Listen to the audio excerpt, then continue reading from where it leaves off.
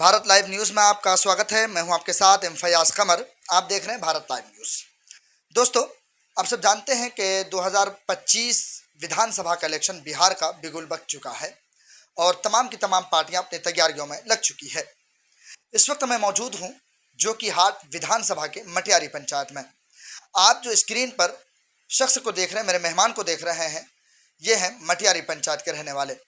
इनके बारे में जब हमने कोशिश की, खंगालने की कोशिश की ये हैं कौन, तो पता बात ये चली ये कहीं ना कहीं असदुद्दीन ओवैसी के दीवाने और मजलिस-ए-इत्तेहादुल मुस्लिमीन के बड़े दीवाने और सोशल मीडिया पर हमेशा अपनी बात रखते हुए नजर आते हैं।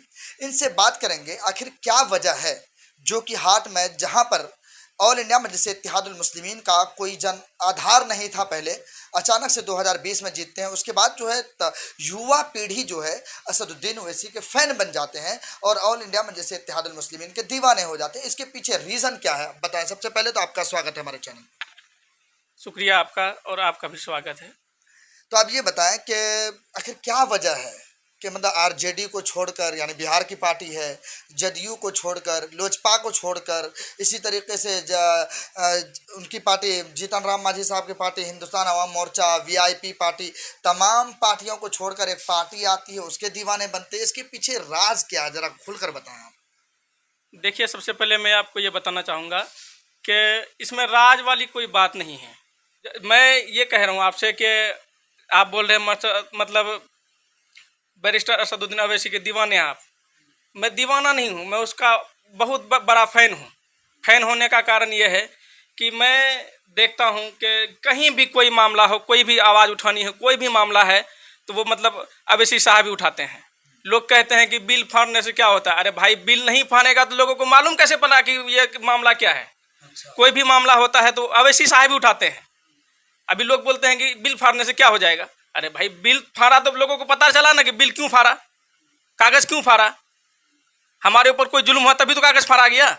अगर जुल्म नहीं होता तो, अगर कागज़ नहीं फाड़ता तो पता भी नहीं चलता लोगों को क्या मामला, कौन सा कानून बना, कौन से क्या हो गया, नहीं हो गया। बहुत सारे हमारे मुस्लिम लीडर हैं, लेकिन कोई भी आप नहीं देखे होंगे कोई भी आगे बढ़ के मतलब हमारी आवाज़ उठाता होगा।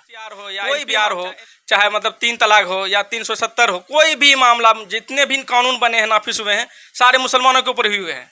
लेकिन कोई भी मुस्लिम लीडर्स ओवैसी साहब से पहले जाके मतलब मुखालिफत नहीं करे हैं। जितने भी मामला हुए हैं सारे मामला में ओवैसी साहब ही मतलब हमारे बात को रखते हैं। तो हम उसका मतलब जब वो हमारी बात को रखते हैं तो हमारा क्या फ़र्ज़ बनता है, हम उसका साथ दें, हम उसको सपोर्ट करें। माशाल्लाह, एमआईएम तो बहुत मजबूत है जोकीहाट में, और हमें जहाँ तक लगता है कि एमआईएम कम से कम अगर जीत हासिल करेगी 15 से 20 हज़ार वोट से जीत हासिल करेगी, जहाँ तक मेरी जानकारी, मुझे अपनी मतलब जो अनुभव है। क्योंकि पिछले बार भी मैंने एमआईएम के लिए काम करा था और इस बार भी इंशाल्लाह अपने इलाके में। तो मुझे लगता है कि एमआईएम प्रत्याशी कोई भी दे, कोई भी प्रत्याशी आए एमआईएम की तरफ से, वो सीट निकाल सकते हैं। मामला मतलब बहुत बेहतरीन है ये जोकीहाट के खास के बात बता रहा हूँ मैं। बाकी विधानसभा कैसे देखते हैं? जैसे 5 आया था, इस बार क्या उम्मीद है? बहुत बेहतरीन रिजल्ट है। जैसे अभी ये कोचाधमन बगल में है, वहाँ का भी मामला बहुत बेहतरीन है। और क्या नाम, बगल में बहादुरगंज है, वहाँ से भी मतलब तौसीफ साहब आ रहे हैं। और 22 से वहाँ पे भी मतलब हर जगह का मतलब मामला ये है, खासकर सीमांचल में एमआईएम को कम से कम, हमारा जो अनुमान है, सीमांचल में 15 से 16 सीट मतलब आराम से आ जाएंगे उनको। हम ये चीज़ देख रहे हैं कि शाहनवाज साहब हो या सरफराज साहब हो, ज़्यादातर सिर्फ वो शादी ब्याह में और एक मरकी हरकी में, यही 2 चीज़ में मतलब नज़र आते हैं सबसे। जबकि सबसे बड़ा समस्या हमारे यहाँ करप्शन का है। अगर कोई भी मामला हो, अगर 10 आप नेता है, जनप्रतिनिधि हैं, करप्शन के मामला में अगर आप 10 आदमी को लेके अगर समाज के अगर आप रोड पे खड़ा होते हैं तो ज़रूर है कि सुनना है सब प्रशासन को, लेकिन उसके लिए आपको फुर्सत नहीं है। आपको फुर्सत ये है कि आप फलां का बेटी का शादी है, फलां का बेटा का शादी है, उसमें गए, अपना नाम लिखा दिए कि हाँ फलां साहब आया था। अरे भाई, वो चीज़ मुद्दा लोगों का थोड़ी है। मुद्दा लोगों का है भाई करप्शन, लोगों का स्कूल शिक्षा, बेरोजगार। तो उसमें कौन देखेगा, कौन जानेगा? तो मतलब यही सारी चीज़ें देखकर आप लोग चाहते हैं कि मतलब जोकीहाट में बदलाव हो, मतलब एमआईएम आए ताकि ये सारे काम करे। बदलाव नहीं, ये सीट तो एमआईएम का ही है। 2020 में एमआईएम ही निकाले थे इनको। अच्छा। ये एमआईएम छोड़ के भागे हैं। ये बदलाव की मामला क्या है? सीट मतलब सिटिंग सीट है एमआईएम का। पहले भी 2020 में एमआईएम निकाले इनको, और इस बार भी मतलब एमआईएम निकालेंगे इंशाल्लाह। एमआईएम का कैंडिडेट कौन होगा? कैंडिडेट कोई भी हो। अभी तो मतलब दो लोग नज़र आ रहे हैं, अब्दुल्ला सालिम कमर चतुर्वेदी साहब और हमारे यहाँ से क्या नाम है एक मुर्शिद मुखिया साहब। अख्तर ईमान साहब जो कि काफ़ी चर्चे में भी रहते हैं और बिहार के मजलिस के सदर हैं, उनको लेकर क्या कुछ सोचते हैं? वो कैसे लीडर हैं और किस किस्म का वो मतलब बिहार के लोगों के लिए किस किस्म का काम करते हैं? अख्तर ईमान साहब बहुत बेहतरीन लीडर हैं, उसके साथ साथ बहुत बेहतरीन लोगों को मतलब समेट के चलने वाले लोग हैं। आज के टाइम में अगर बिहार में एमआईएम है तो वो अख्तरुल का वजह है, अख्तर ईमान साहब उसका जिम्मेदारी है।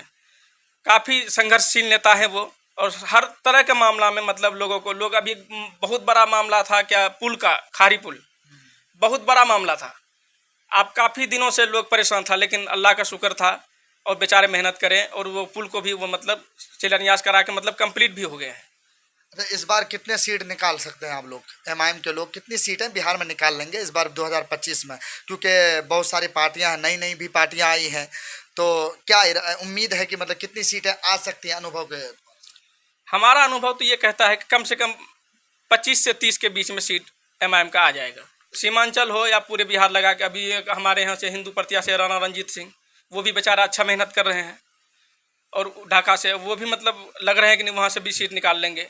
ऐसे भी मतलब सीमांचल जैसे अपना जोकीहाट हो गया, अररिया हो, अररिया से भी सीट निकल सकता है। अब जाकिर अनवर साहब, हाँ सही फरमाया, जाकिर अनवर साहब हो सकता है कि एमआईएम का प्रत्याशी हो जाए।